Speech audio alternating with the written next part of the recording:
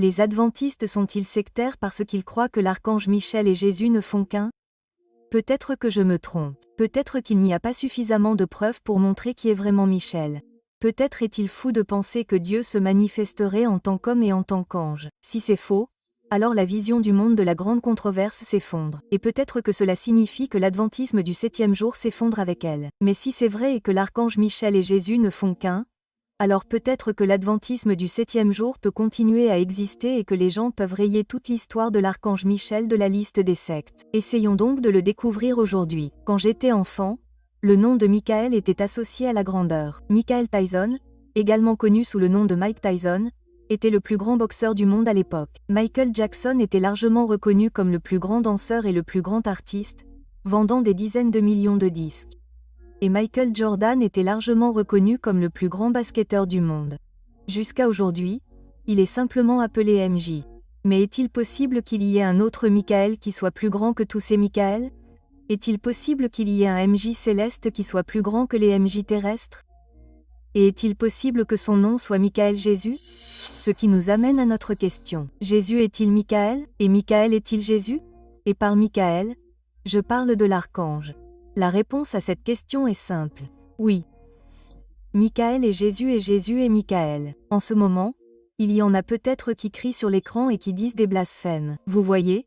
Je vous ai dit qu'ils sont une secte. Jésus est Dieu. Il ne peut pas être un ange.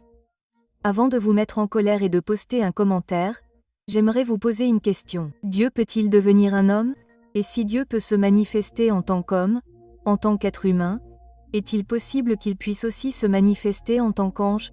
La réponse à cette question est également oui. Et comme le disent les jeunes, j'ai les reçus pour le prouver. Et que diriez-vous que nous fassions cela sans aucune citation de l'esprit de prophétie? De cette façon, personne ne pourra dire qu'Ellen White a inventé tout ça. Nous allons découvrir dans la Bible si Dieu peut se manifester et s'est manifesté sous la forme d'un ange. Nous allons découvrir si l'archange Michel est le même être que le Fils de Dieu, que nous connaissons sous le nom de Jésus.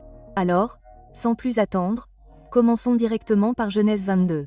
Dans ce chapitre, Abraham est sur le point de sacrifier Isaac, son fils, et tandis qu'il levait un couteau pour accomplir le sacrifice, la Bible dit que l'ange du Seigneur l'appela du ciel et dit « Abraham, Abraham ». Il répondit « Me voici ». Et il dit « Ne porte pas ta main sur l'enfant, et ne lui fais rien. Car je sais maintenant que tu crains Dieu. Tu ne m'as pas refusé ton fils unique. » Avez-vous compris? La Bible dit que l'ange du Seigneur appela Abraham. Et plus tard, il est dit qu'Abraham ne m'a pas refusé son fils. Question? Qui parle ici? Qui est le Mei? Eh bien, Genèse 22:1 est l'endroit où nous découvrons que c'est Dieu qui a dit à Abraham de faire cela. Cela signifie donc que le me doit être Dieu. Très bien. Passons à la recette suivante avec Jacob. Dans Genèse 31:1, Jacob parle et dit « Puis, dans mon rêve, l'ange de Dieu m'a dit « Jacob ». Et j'ai répondu « Oui, me voici ». L'ange dit « Lève les yeux, car j'ai vu comment Laban t'a traité. Je suis le Dieu qui t'est apparu à Bethléem. » Voici l'ange de Dieu ou l'ange de l'Éternel qui apparaît à nouveau. Et cet ange dit « Je suis le Dieu de Bethléem ». Ou en d'autres termes, cet ange dit qu'il est Dieu. Continuons. La recette suivante se trouve dans Exode 3, lorsque Moïse voit le buisson ardent. Au verset 2, il est dit « L'ange de l'Éternel lui apparut dans une flamme de feu, au milieu d'un buisson. Il regarda, et voici, le buisson était embrasé par le feu, et le buisson ne se consumait pas. » Remarquez ce qui est écrit ici. L'Éternel vit qu'il se détournait pour voir.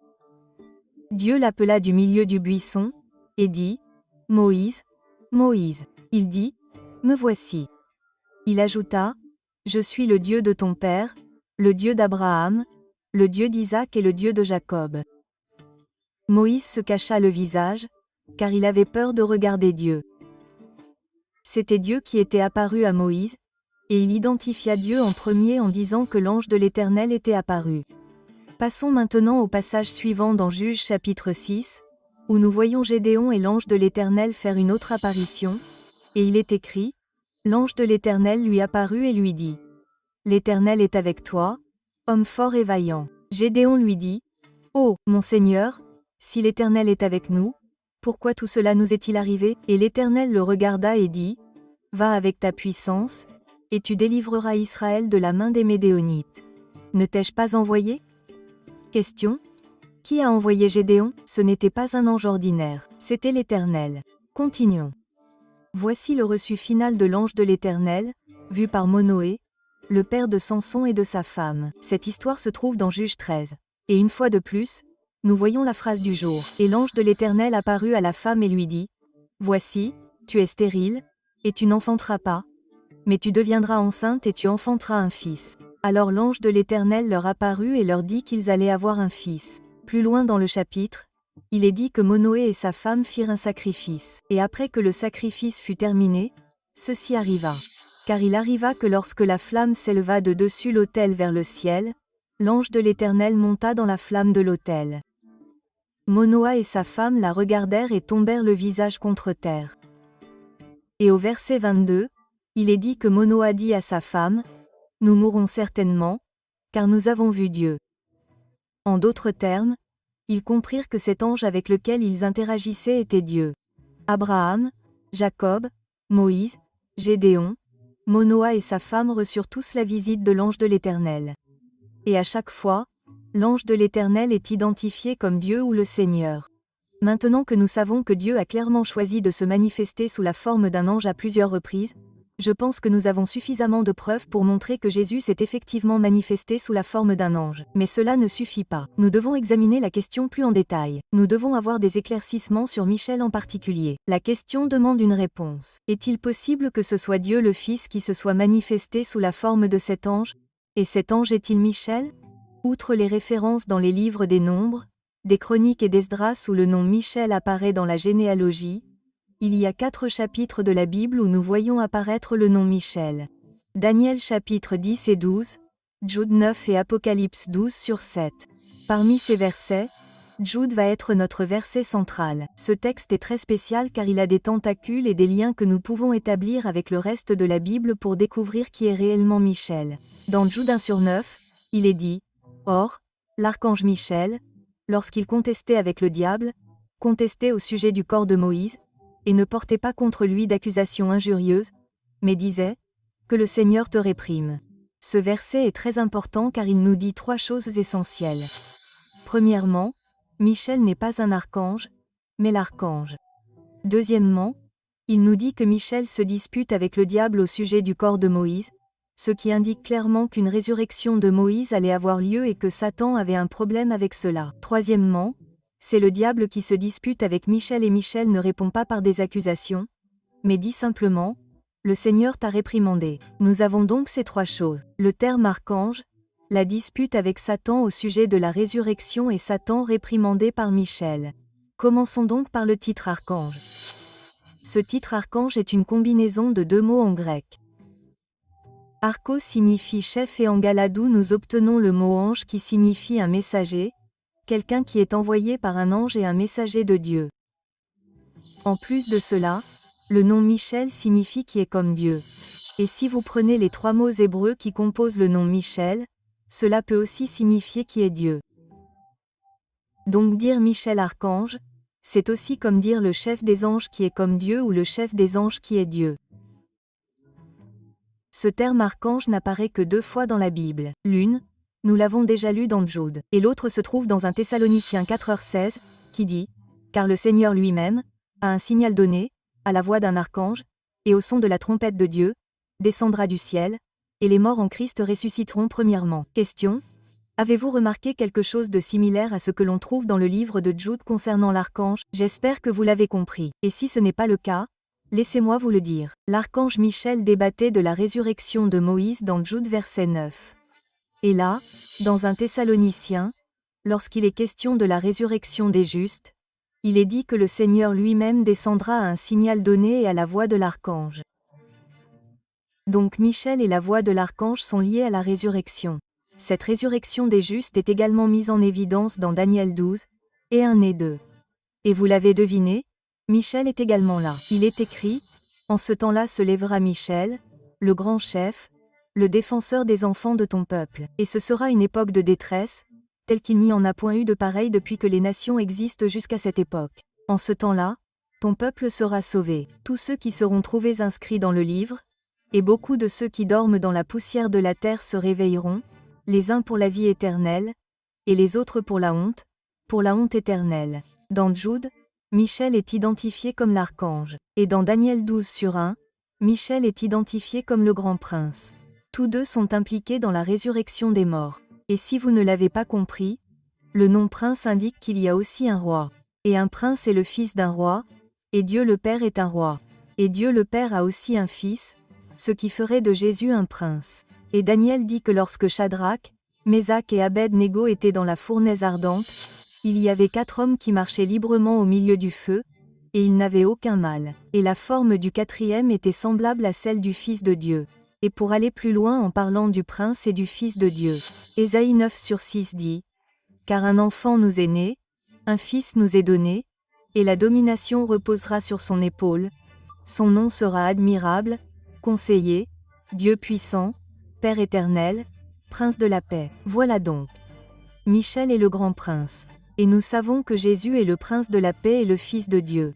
Je pense que nous voyons un modèle ici, mais gardons cela à l'esprit et revenons à la résurrection. Selon Daniel 12, c'est le grand prince, le fils du roi, et je pense qu'à présent nous pouvons dire sans risque de nous tromper que c'est le Fils de Dieu qui est là pour rappeler à la vie ceux qui dorment dans la poussière de la terre. Ou en d'autres termes, c'est la résurrection des morts, comme la Genèse nous le dit, ceux qui meurent retournent à la poussière. Donc, si le Seigneur lui-même descend avec la voix de l'archange et Michel est celui qui ressuscite les morts dans le livre de Daniel et comme nous allons le voir, seul Dieu a le pouvoir pour rappeler les morts à la vie. Je pense que cette image devrait être claire. Nous voyons ce pouvoir de résurrection dans Jean 11 alors que Jésus est sur le point de rappeler Lazare à la vie. Alors que les gens doutent de son pouvoir et de sa divinité, il fait une déclaration qui devrait mettre fin à cet argument selon lequel Michel et Jésus ne feraient qu'un. Jésus dit à Marthe, « Je suis la résurrection et la vie. Celui qui croit en moi vivra, quand même il serait mort. » L'avez-vous vu? Jésus est la résurrection parce que Jésus est Dieu. Jésus est Dieu sans commencement ni fin. L'alpha et l'oméga, le premier et le dernier, qui s'est abaissé jusqu'à devenir un homme et qui conserve pourtant toute sa puissance en tant que Dieu éternel. Et nous avons déjà vu que Michel est responsable de la résurrection dans Daniel 12. Et nous avons également vu dans 1 Thessaloniciens chapitre 4 que la résurrection se fait par la voix de l'archange. C'est cette voix, la voix de Jésus, qui a ramené Lazare à la vie lorsqu'il a dit « Lazare, sors ». C'est la voix du Seigneur Jésus qui est la voix de l'archange. Et Michel est l'archange, ce qui signifie que Michel est un autre nom pour Jésus. Et cela devrait être évident car, comme nous l'avons déjà vu, Michel signifie simplement quelqu'un qui est comme Dieu parce que Michel est Dieu, pas juste un autre ange. Ce même Michel l'archange dans Jude 1/9 qui a dit à Satan « Que le Seigneur te réprimande » est le même ange du Seigneur dans Zacharie 3 qui traite une fois de plus des accusations de Satan. Il est dit « Et il me fit voir Josué, le souverain sacrificateur, debout devant l'ange du Seigneur, et Satan se tenant à sa droite pour lui résister. Et le Seigneur dit à Satan, que le Seigneur te réprimande, Satan, que le Seigneur, qui a choisi Jérusalem, te réprimande. N'est-ce pas un tison arraché du feu? C'est un scénario similaire à ce que nous avons vu dans Jude verset 9. Satan est là avec ses accusations et l'ange du Seigneur est là avec les mots exacts que Michel l'archange dit dans Jude verset 9. Simplement le Seigneur t'a réprimandé. Ce n'est pas un ange du Seigneur. C'est l'ange du Seigneur ou nous pourrions dire l'archange du Seigneur. Je crois que les preuves sont claires. Michel est en effet un autre nom pour Jésus sous sa forme angélique et c'était une forme qu'il a volontairement choisie pour se manifester aux anges et aux hommes avant de choisir de se manifester dans la chair. Jésus est le Messie, le prince mentionné dans Daniel verset 25 et Michel, le grand prince mentionné dans Daniel 12. Jésus est également le prince de l'alliance mentionné dans Daniel 11h22. Et non seulement il est le prince de l'alliance, il est le messager ou l'ange de l'alliance mentionné dans Malachie 3/1 car le mot hébreu pour messager est mela qui signifie messager représentant ou vous. Devinez, mon ange. J'espère que vous voyez tous ces liens. Nous avons vu que l'ange du Seigneur est Dieu. Nous avons vu que Jésus est la résurrection et qu'il réveille les morts avec la voix de l'archange. Nous avons découvert que Michel réveille les morts. Nous avons découvert que Jésus est le prince et que Michel est aussi le grand prince. Nous avons vu que le Messie est le prince de l'Alliance. Et nous avons également vu que le messager ou l'ange de l'Alliance désigne le Messie. Et peut-être plus important encore, nous avons vu qu'il n'est ni fou ni sectaire de croire que Jésus et Michel sont une seule et même personne. Vous êtes libre de ne pas être d'accord, mais quiconque insinue avec toutes ces preuves que croire que cela est fou ou sectaire, à mon humble avis, est intellectuellement malhonnête. Je veux vous encourager à étudier ce sujet par vous-même. Regardez les versets par vous-même. Trouvez d'autres versets car il y en a plus.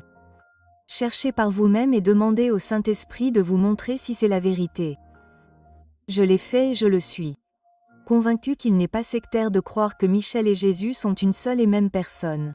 Et afin de consolider cette vérité, je voudrais terminer avec ces versets de Philippiens chapitre 2. Il est dit, « Ayez en vous les sentiments qui étaient en Jésus-Christ, lequel, existant en forme de Dieu, n'a pas regardé comme une proie à arracher d'être égal avec Dieu, mais s'est dépouillé lui-même, en prenant une forme de serviteur, en devenant semblable aux hommes. Ayant paru comme un simple homme, il s'est abaissé lui-même, se rendant obéissant jusqu'à la mort, même jusqu'à la mort sur une croix. Il y a environ 2000 ans, Dieu le Fils s'est abaissé lui-même et s'est manifesté dans la chair comme un homme. Et je crois qu'il est clair qu'avant de faire cela, il s'est manifesté comme Michel, l'archange et l'ange du Seigneur à Abraham, Jacob, Moïse, Gédéon et Monet et à sa femme. Car Jésus est Dieu et il peut faire et fera tout ce qu'il veut pour servir sa création. Je suis reconnaissant que Dieu le Fils se soit manifesté aux anges sous la forme de Michel. Le fait que Dieu se manifeste sous la forme d'un ange ne signifie pas qu'il est un être créé et ne diminue en rien sa divinité. Tout comme le fait que Dieu le Fils se manifeste sous la forme d'un homme ne signifie pas que Jésus est un être créé dont la divinité est diminuée. Je suis reconnaissant que Dieu le Fils se soit manifesté aux patriarches sous la forme de l'ange du Seigneur pour les servir et les encourager. Et je suis très reconnaissant du fait qu'il ait choisi de se manifester dans la chair et de mourir pour mes péchés. Et j'espère que vous ressentez la même chose. Que Dieu vous bénisse et je prie pour que vous reveniez car nous allons parler des raisons pour lesquelles Satan a commencé une guerre avec le plus grand MJ qui existe, Michael Jésus. J'espère vous revoir. Que Dieu vous bénisse.